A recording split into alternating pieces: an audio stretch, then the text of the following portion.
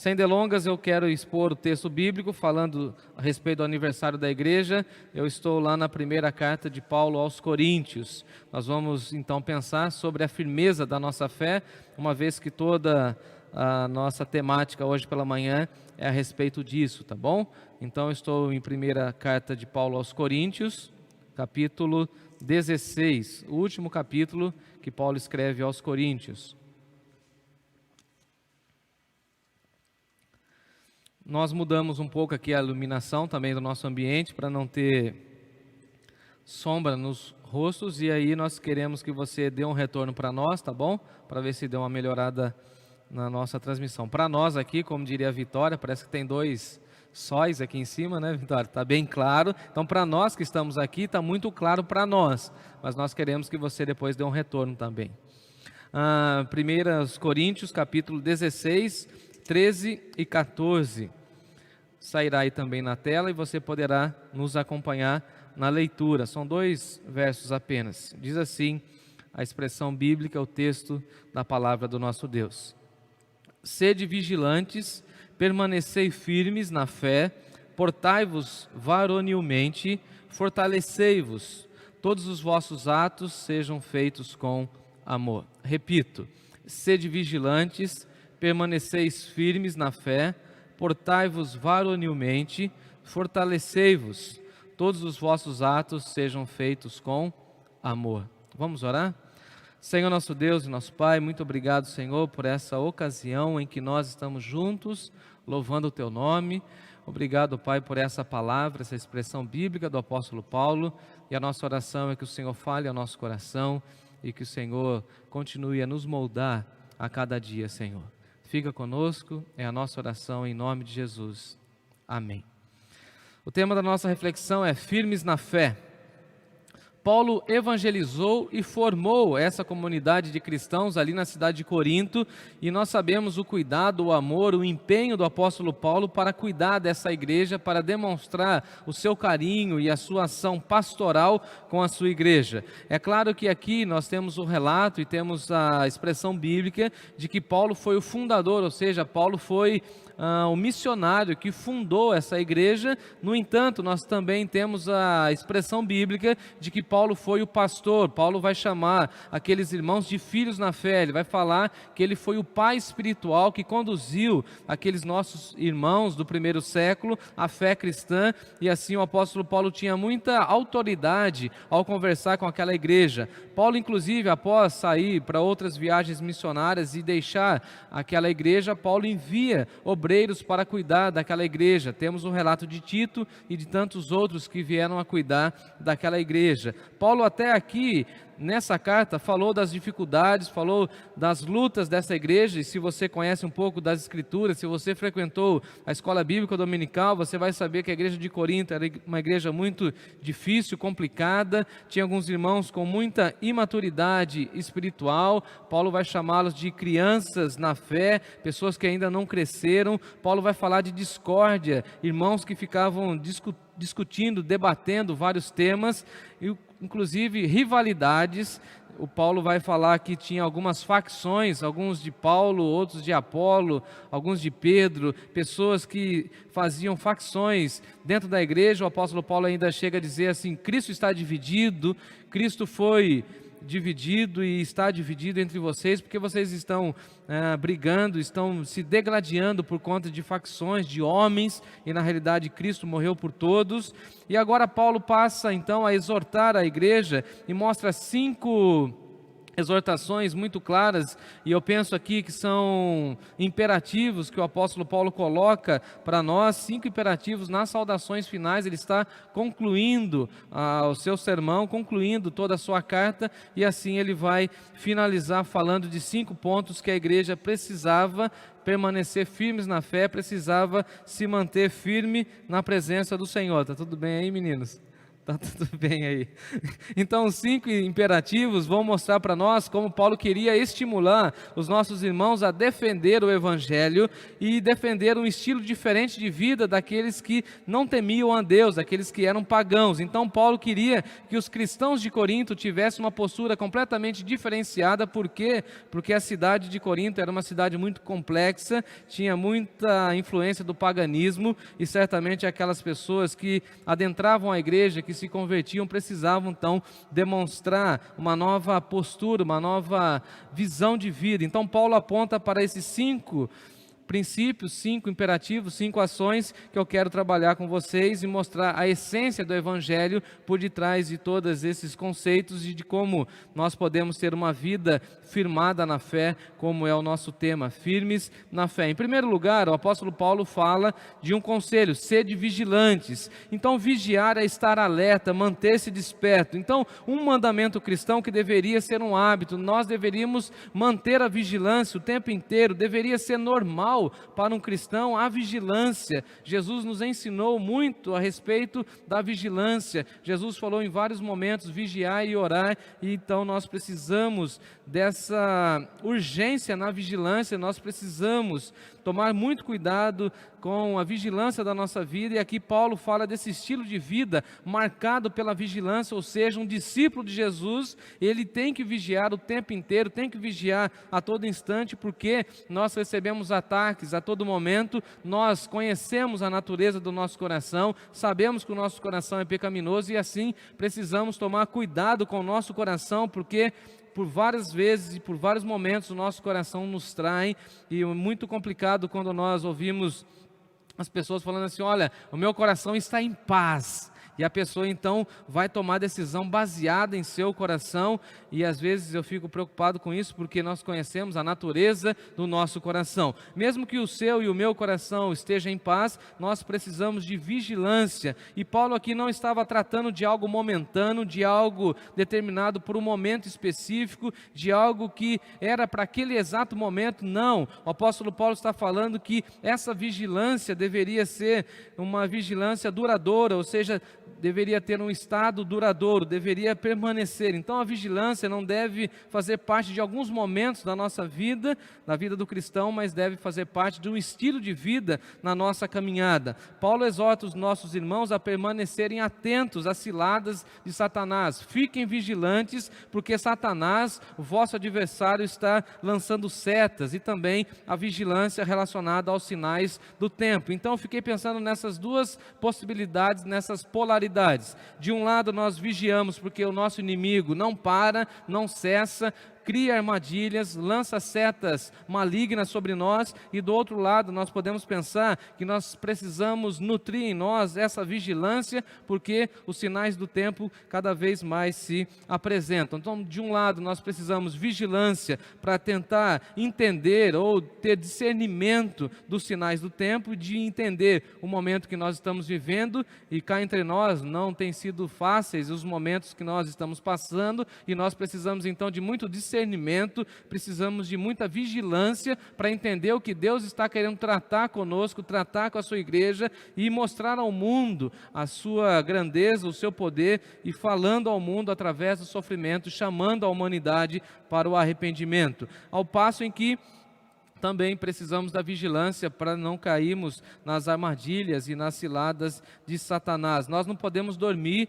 enquanto nós estamos aqui vivendo, e assim precisamos tomar muito cuidado com esse sono letárgico que rouba a força da igreja. Muitos e muitos estavam em um sono letárgico, muitas pessoas já não reagiam à ação da igreja, à atuação da igreja, muitos que se diziam cristãos não davam a mínima para a igreja, não cuidavam da igreja, não se envolviam com a igreja, cantavam aquele hino, sou feliz servindo ao Senhor, mas não serviam a igreja, e agora não estão mais envolvidos, ou não podem mais frequentar ou participar fisicamente da ação e da atuação da igreja. E eu penso que isso deveria nos provocar grandes reflexões, porque na realidade, depois do Covid ou pós-Covid, qual vai ser a sua e a minha atuação frente à necessidade da igreja, frente à atuação da igreja, porque os nossos tempos são difíceis, já diria o apóstolo Paulo escrevendo em Efésios, os dias são maus e nós precisamos remir o tempo, ou seja, precisamos ter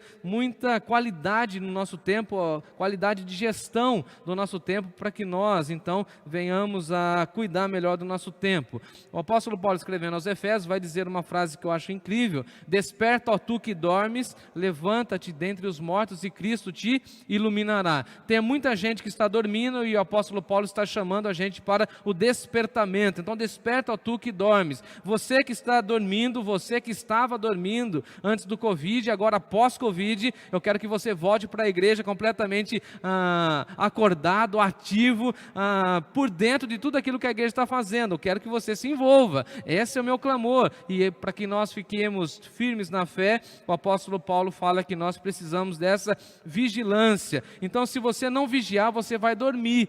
E você vai ficar parado no tempo, você não vai querer se envolver com tudo aquilo que a igreja está fazendo, com aquilo que o reino de Deus precisa da sua atuação, e você vai dormir com o seu dom e com o seu talento, e vai esconder o seu dom e o seu talento, e você não vai ter essa postura de vigilância. Então o apóstolo Paulo, a primeira orientação, e aqui é o imperativo, e segundo os historiadores gregos vão falar para nós que os imperativos do apóstolo Paulo são ordens, né? E aqui então eu fico imaginando, se ele está mandando, nós como cristãos, e quem está mandando é Paulo, né?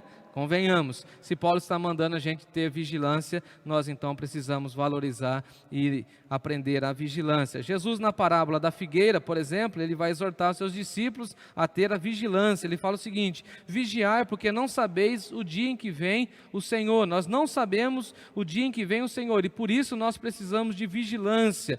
Dia desses, a Natália falou para o Timóteo que eu estava chegando com um presente, e eu aprendi um pouco a respeito de vigilância, porque a Natália falou assim: olha, seu pai saiu para fazer algumas coisas e ele falou que ele vai trazer um presente para você. O coitado do menino não quis comer, não quis fazer nada, ele ficou o dia inteiro na expectativa que o papai haveria de chegar. Então eu cheguei com as compras do supermercado e ele então preocupado com as compras e cadê o meu presente, cadê o meu presente? E ali eu entendi o que é de fato vigilância, essa expectativa o tempo inteiro, porque o Senhor voltará. E algumas pessoas estão preocupadas com isso, porque os sinais do tempo estão se cumprindo, e graças a Deus por isso, e nós estamos do lado vitoriosos, e por isso não ficamos abalados e nem apreensivos. Muito pelo contrário, nós precisamos de vigilância, porque nós não sabemos o dia em que vem o nosso Senhor. E no dia que o nosso Senhor voltar para buscar a nossa igreja, eu particularmente preciso e quero estar trabalhando, quero estar disponível a meu Deus. E se isso não acontecer em vida, e se eu então passar da vida para a morte, eu quero passar meu último dia trabalhando em prol do reino de Deus. Então Jesus também falou da vigilância após encontrar Pedro dormindo. Você já deve conhecer o texto, eu preguei há pouco tempo atrás, Pedro dormindo no Getsemane, e Jesus chega para Pedro e fala o seguinte: vigiai e orai para que você não entre em tentação. O espírito na verdade está pronto, mas a carne é fraca. Então Pedro, tome cuidado, o espírito está pronto, mas a carne é fraca. Então vigia, irmão, vigia e ora para que você não entre em tentação. Em segundo lugar, nós precisamos permanecer firmes. A expressão do apóstolo Paulo é essa: permanecei firmes na fé. Permanecer firme é ficar firme, estável, ser fiel e ser constante aqui na expressão grega. Eu gostei dessa ideia de estabilidade,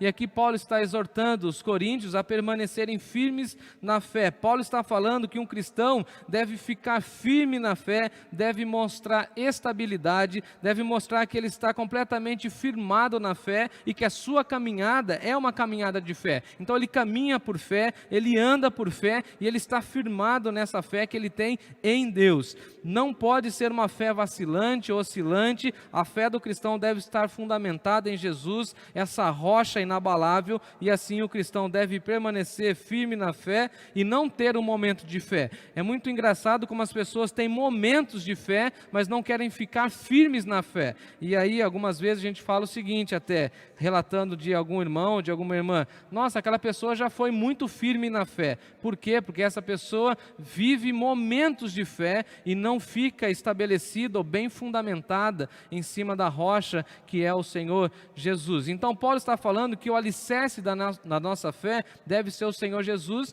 e aqui no capítulo 3, por exemplo, da primeira carta, ele falou que o edifício deve ser construído em cima da rocha, e nós conhecemos essa imagem, essa metáfora que vai falar para nós que a rocha da nossa vida é o Senhor Jesus. No capítulo 3, versículo 10, por exemplo, da primeira carta aos Coríntios, o apóstolo Paulo chega a dizer o seguinte: veja cada um como edifica, ou seja, veja como você edifica, como você constrói a sua vida, como você organiza a sua vida para que você possa então dar frutos e assim permanecer na presença de Deus. Então tem muitas pessoas que pensam que a fé é somente confessar o Senhor Jesus e não querem ter nenhum trabalho, não querem edificar as suas vidas na presença ou na pessoa do Senhor Jesus. E aí o apóstolo Paulo vai escrever no capítulo 3 o seguinte, falando do dia em que todos nós passaremos pela prova. Ele fala o seguinte: se permanecer a obra de alguém que sobre o fundamento edificou,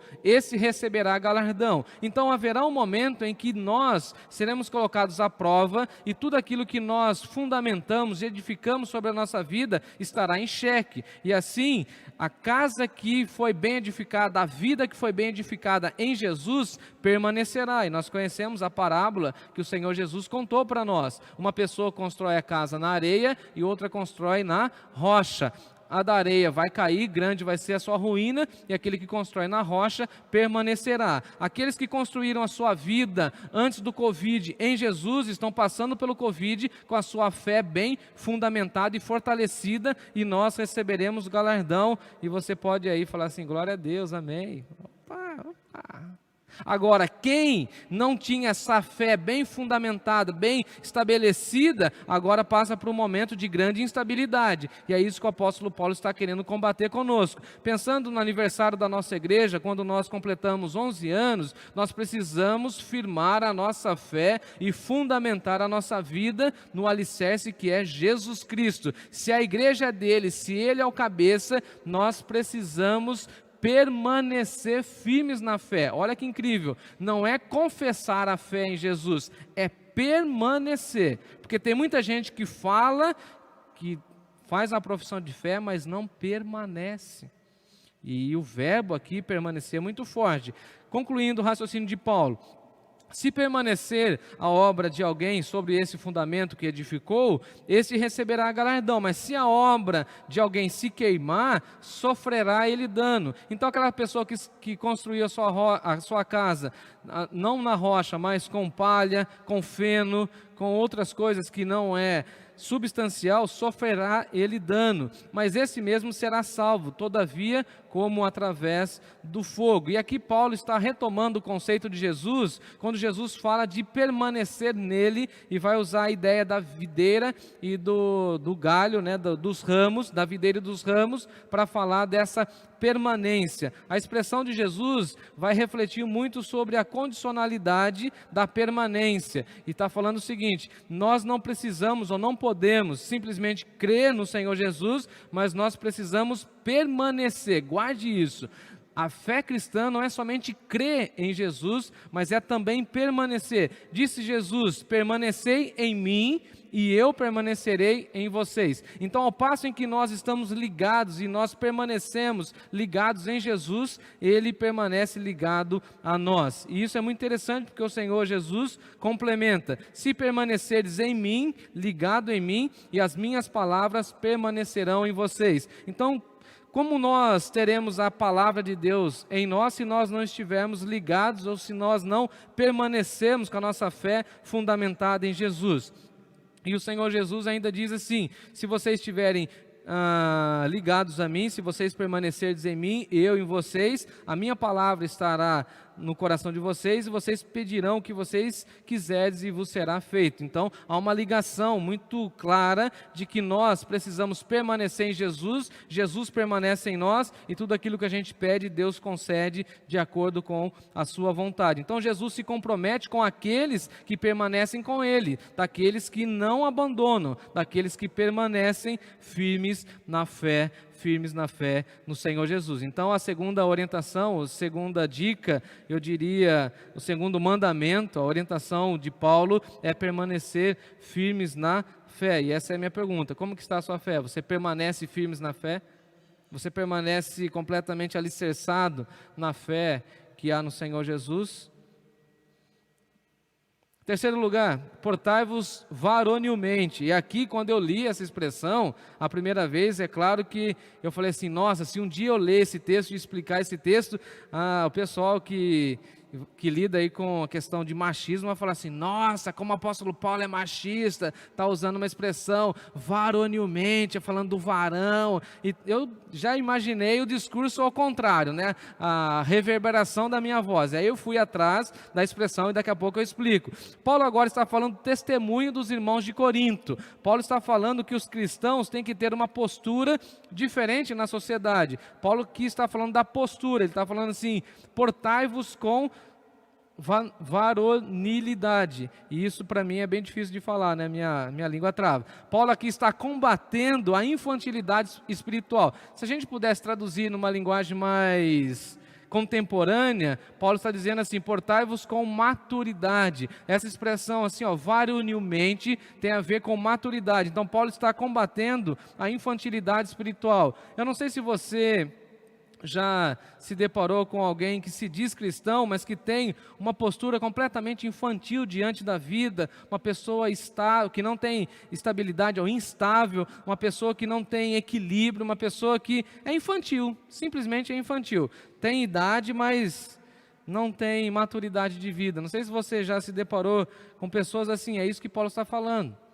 Paulo está falando o seguinte, todo cristão deve crescer, todo cristão que permanece na fé tem que crescer, tem que evoluir, tem que estar melhor, tem que se colocar na disposição de Deus para que Deus molde, para que Deus cuide. Então nós precisamos ter uma postura diante da sociedade, uma postura madura, uma postura sensata. Então os cristãos, em meio às lutas contra as forças do mal, contra as paixões da carne, precisam mostrar maturidade, precisam combater o mundanismo, precisam usar tudo aquilo que já aprenderam com o Senhor para mostrar a fé. E assim a expressão que Paulo vai mostrar para nós é portai-vos. Então se portem com maturidade diante da sociedade. Essa mesma expressão o apóstolo Paulo usou, escrevendo aos Colossenses, quando ele disse, portai-vos com sabedoria para aqueles que são de fora, aproveitai as oportunidades. Então aqui o apóstolo Paulo está dizendo que nós temos que ter uma postura de sabedoria diante da sociedade incrédula que nós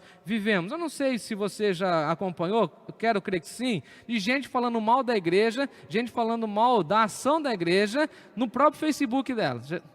Infantilidade para mim. Se fosse o apóstolo Paulo, eu falaria assim, essa pessoa não está se portando varonilmente. Ela está pegando algo que é interno, que é algo que é da igreja, está colocando para todo mundo discutir. E a minha pergunta é, o grupo de amizade dela é cristão, entende, sabe desse movimento, sabe de como funcionam as coisas dentro de uma igreja? Polêmicas e mais polêmicas, pessoas que ficam brigando e discutindo no Facebook, nas redes sociais, por questões assim pequenas, não têm maturidade, não cresceram na fé, pessoas que não conhecem essa postura que Paulo está colocando, da gente fugir dessa infantilidade. Qualquer situação que acontece hoje na mídia ou na ação social de maneira geral, assim, na sociedade, as pessoas ficam me procurando, pastor, qual que é a postura da igreja? A postura da igreja é o evangelho. A postura da igreja é pregar o evangelho. Quem disse que nós precisamos ter postura contra tudo e todos que estão falando a respeito da igreja? A igreja vai triunfar, e aqui nós estamos comemorando o aniversário da igreja, nesse mês de setembro, nós estamos felizes, nós estamos firmes na fé, e nós vamos ter uma postura, não de infantilidade, não de criancice na fé, mas vamos defender o evangelho. E quem não gostar da mensagem do evangelho, que fique bravo com Deus, porque Ele mandou a igreja proclamar o evangelho. A igreja, inclusive, é o baluarte da verdade. Nós anunciamos a verdade de Deus. E nós não podemos ficar envolvidos com discussões fúteis e com questões banais do nosso cotidiano. E é essa expressão que o apóstolo Paulo está dizendo e usando para varonilmente, uma pessoa que chegou a uma estatura madura, e nós precisamos crescer espiritualmente para que nós não venhamos a ficar conversando ou discutindo questões, na minha opinião e na de muitos também, insensatas, sem profundidade, coisas que não tem nada a ver, coisa que não acrescenta. É só você um dia tiver assim tranquilo, só você entrar aí na timeline e acompanhar o que os cristãos estão conversando. Eu fico imaginando até aquela palavra, não tem nada a ver com o nosso tema, aquela palavra de Jesus, que nós teremos que dar conta de toda a palavra que saiu da nossa boca. Eu fico imaginando assim, Jesus falando assim, vocês terão que dar conta de tudo aquilo que vocês declaram, de tudo aquilo que vocês escreveram, que vocês postaram. Tanta infantilidade. E Paulo aqui está falando que os cristãos devem conduzir-se corajosamente. E essa expressão de varonil é uma condução corajosa. E tem que ser muito corajoso para ser cristão. Tem que ser muito corajoso para defender o cristianismo. Tem que ser muito corajoso para ter uma postura de coragem, não de medo. É engraçado como o apóstolo Paulo vai escrever a Timóteo, ele fala assim, não tenha medo, muito pelo contrário, tenha coragem, que a sua fé não seja uma fé pequenada, mas que a sua fé tenha ousadia, coragem e bravura diante dos desafios da nossa caminhada cristã, coragem e bravura diante dos ataques que a igreja enfrenta, coragem e bravura para nós anunciarmos o Evangelho do Senhor Jesus Cristo com intrepidez. Nada pode parar a ação e a voz da igreja, louvado seja Deus por isso. Temos que ter uma postura de coragem. É claro que nós recebemos muito ataque. Se você pensa que não, nós da equipe sofremos ataques. Mas nós continuamos com coragem e bravura, com esse espírito varonil, com a mesma sombra que estava sobre Jesus. E assim seguimos, para a honra e glória do Senhor Jesus. A expressão varonil era usada no grego secular, só para você entender, como uma expressão que unia temor e confiança. É claro que eu tenho medo, e um pastor confessar isso é meio complicado, né? Tem pessoas que não entendem, mas é isso mesmo, eu tenho medo de algumas coisas que Deus manda eu falar, eu tenho que falar, tenho medo, mas esse medo está atrelado com a confiança, e aí quando eu pego o meu medo e coloco na balança, e aí Deus vem lá e coloca a confiança faz com que o medo fique pequeno, e aí atrelar medo e confiança significa coragem. Uma pessoa de coragem, uma pessoa varonil, uma pessoa aguerrida, uma pessoa sem medo. E essa expressão varonil era também usada nas ações militares, era uma exortação militar. E meu avô, pai da minha mãe, era militar, e ele falava muito isso, e aí juntei tudo. Essa expressão varonil era usada nos treinamentos do exército, que o capitão chegava lá para os soldados e falava assim, soldados, tenham coragem. E então, aqueles soldados encorajados pelo capitão, pelo major, enfim, toda aquela hierarquia, eles recebiam aquele tônico, aquela força, e eles iam então para a batalha com a força que o comandante havia passado. O nosso comandante, o Senhor Jesus Cristo, pede isso de nós nesse tempo de pandemia. Igreja Nova Canaã, tenha coragem. Vamos nos portar de maneira varonil. Não vamos ficar com medo acurralados. Olha que interessante. Depois da morte do Senhor Jesus, que também dá outra mensagem, eu estou jogando ideias, isso vai ficar para um outro dia. Pedro, Tiago e João e todos os discípulos, inclusive aquele que tinha muito medo e tinha muitas dúvidas, como que era o nome dele? Tomé. Diz o texto lá em João que eles estavam trancafiados com medo, porque Jesus havia sido morto. Mas Jesus falou para eles que ao terceiro dia ele ressuscitaria, mas os discípulos estavam com medo. E agora nessa pandemia eu vejo que muita gente está com medo, e não, a igreja continua avançando, a igreja continua proclamando, e eu creio que o Senhor Jesus continua falando assim para nós, soldados, não tenham medo. Eu olho aqui para a minha equipe e falo assim para vocês, não tenham medo. Para você que está do outro lado da tela aí, não tenha medo, porque nós não vamos nos render, somente se a morte chegar, né? Enquanto a morte não chegar, a gente está trabalhando. A gente vai proclamar o Evangelho. A gente vai fazer com que você tenha aí o seu culto para que você possa cantar conosco. Em quarto lugar, eu falei que tem 5, né? Deixa eu ver. São 5. Em quarto lugar, fortalecei-vos. Essa expressão de Paulo, depois de falar do varonil, ele fala assim, fortalecei-vos. Essa expressão no grego é tornar-se forte, é fortalecer. E olha que incrível, é fortalecei-vos, não é um fortalecimento pessoal. E aqui Paulo está falando que essa ordem está relacionada aos nossos relacionamentos. É um fortalecimento mútuo. Eu não devo procurar ou buscar um aperfeiçoamento pessoal apenas, mas eu tenho que fortalecer a força e a dinâmica da vida cristã do outro irmão. Então a força do cristão não é dele, a força do cristão é de Deus. E essa força que vem de Deus no meu coração, eu preciso usar essa força para fortalecer outros. Então Deus nos deu dons e talentos, não para que nós guardemos, mas para que nós usemos para fortalecer a vida dos nossos irmãos. Se você tem um chamado, um dom de misericórdia, atue com misericórdia, manda mensagens para as pessoas que estão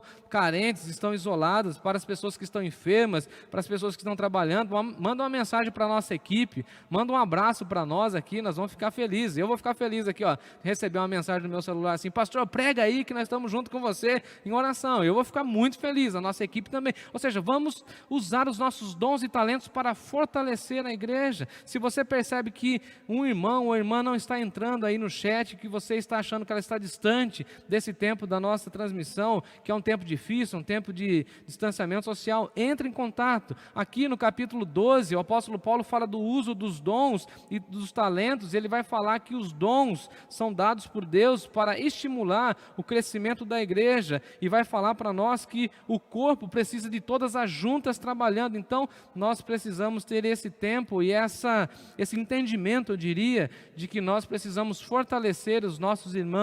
E a minha pergunta, talvez incômoda, é essa: o que você tem feito nesse tempo de quarentena? Você tem fortalecido os seus irmãos? Você tem se preocupado com os seus irmãos? Para que nós permanecemos firmes na fé, nós precisamos fortalecer os nossos irmãos. Os nossos dons têm essa finalidade de servir a igreja e de promover edificação para a igreja e fortalecimento para a igreja. Graças a Deus, hoje, por exemplo, nós temos a Flávia ali, o piano, é para fortalecer vocês que estão cantando aí do outro lado.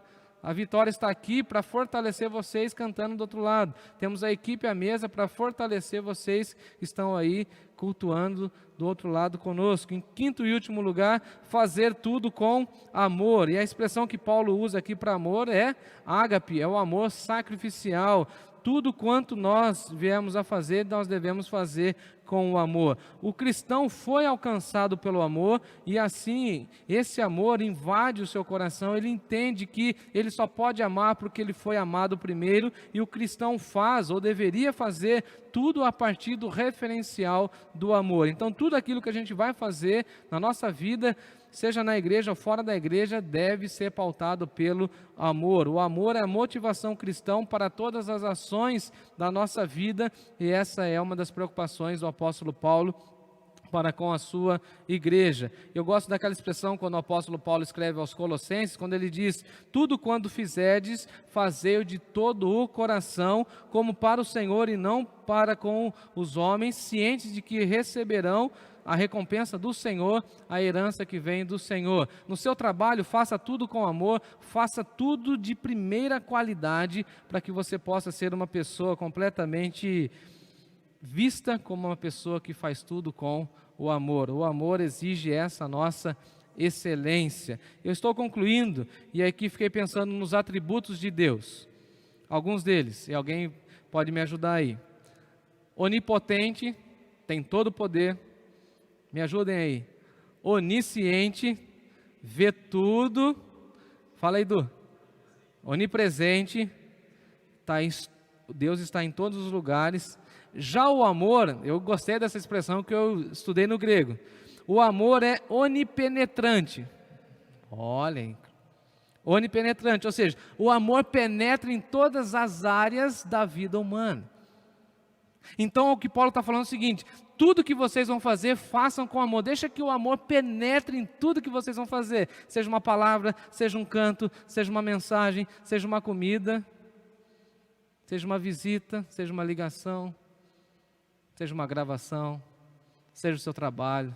Deixe com que o amor invada tudo, para que você possa permanecer e ficar firme na fé que há no Senhor Jesus. Sede vigilantes, permaneceis firmes na fé, portai-vos de forma varonil, fortalecei-vos uns aos outros, todos os vossos atos sejam feitos com amor. E agora nós vamos cantar firmeza, e eu vou orar com vocês nessa hora, enquanto a equipe se prepara. Vamos orar.